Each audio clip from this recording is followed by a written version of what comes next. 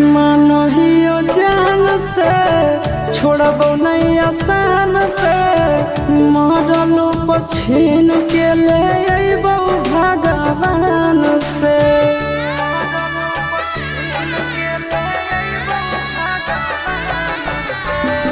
मानहियो जान से छोड़बो नहीं आसान से मरलो पछीन के ले अइबो भगवान से।